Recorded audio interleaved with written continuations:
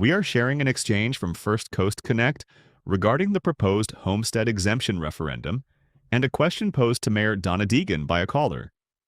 Notably, the caller wasn't asking whether the mayor supported or opposed the measure. The question was what contingency plans Jacksonville is considering if voters approve it and the city faces a significant revenue shortfall. Here's the question.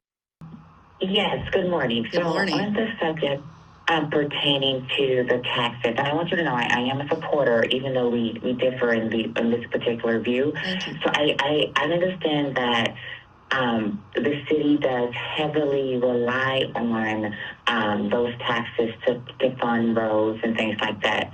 However, I think that we don't want to be flat-footed on this subject. If it does in fact pass, what are the contingency plans that your office has in place to reimagine how some of these services will be provided? Because at the end of the day, we have to remember the genesis of the issue is that homeowners are suffering. These taxes, they keep increasing, even if you have a homestead.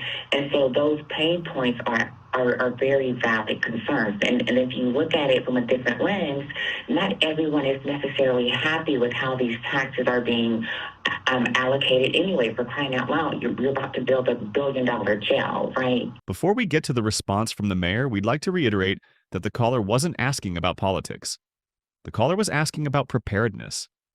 As Jacksonville's chief executive, Mayor Deegan is currently developing a budget for city council.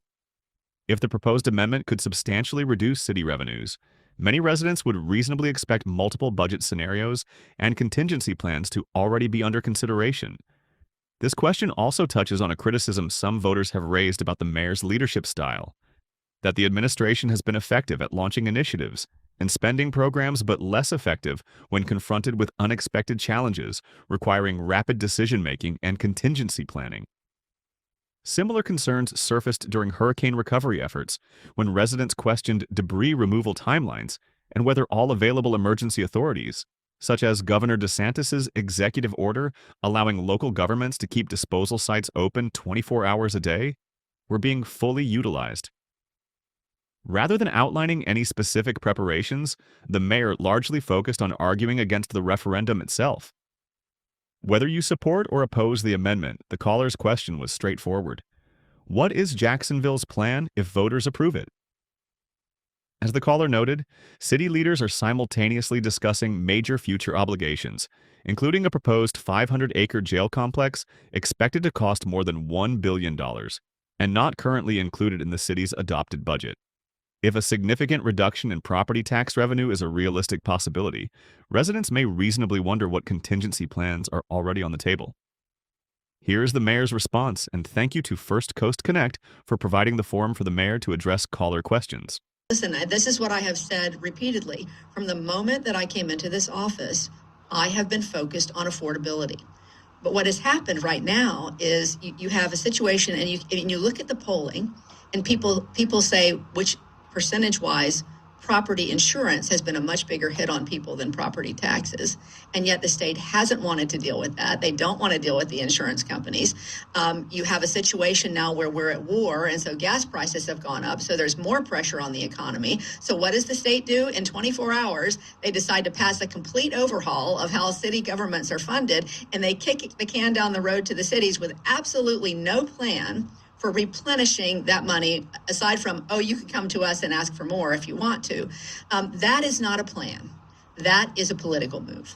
And so, frankly, I don't know how anybody sees that as conservative government. That is big government to take that piece away from local governments. But to her point, absolutely, I understand that people are hurting. I think the very first thing that I will try to do is explain to people all the consequences of this and show them what we are doing to try to bring costs down in Jacksonville, affordable housing, which we've created a lot of since we've been in office. Reducing food insecurity. We're working on the whole food plan to create better food security for people. We've invested heavily in things like mowing and now litter and libraries and literacy. Those are the things that will make our community better and more affordable over time. So what I would say is I'm not opposed to discussing property taxes, but let's look at how this is happening, and before we start talking about what's going to happen if it passes, let's explain to people what the consequences are. And if it does pass, we've got a whole year before it would affect the next year's budget. So we have plenty of time to look at that. I don't think we have to jump to, oh, here's what we're going to have to do. Certainly we'll be talking about that, but I have been very intentional about not wanting to raise fees and taxes and those things since I've been in office.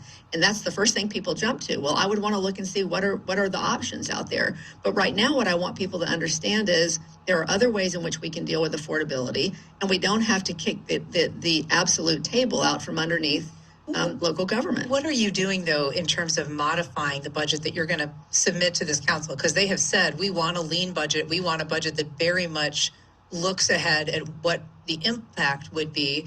We need to prepare. We need to start setting aside reserves. We need to start making those cuts. There was some question yesterday from Nick Howland about whether he can commit to this completion grant for a Publix downtown, which is very much a big part of Pearl Square. Yeah. There could be talk of pulling back on completion grants like that. Well, elsewhere. Look, again, this is what we hear from this council every year. So I think some of this comes down to simply a difference in philosophy. We have a number of people on that council, and I'm going to say again, I believe it's why we have not really succeeded as a city in terms of getting over the top on a lot of things. We have a number of people on that council that believe wholeheartedly, and I can't tell them not to believe that we should not fund anything beyond police, fire, and garbage. That's what they believe we should fund. Everything else should be handled, by whatever happens in the market, which you see is all over the place right now. I don't have that philosophy. I think we need to invest in those things that make us a better city and that give a better quality of life to our citizens.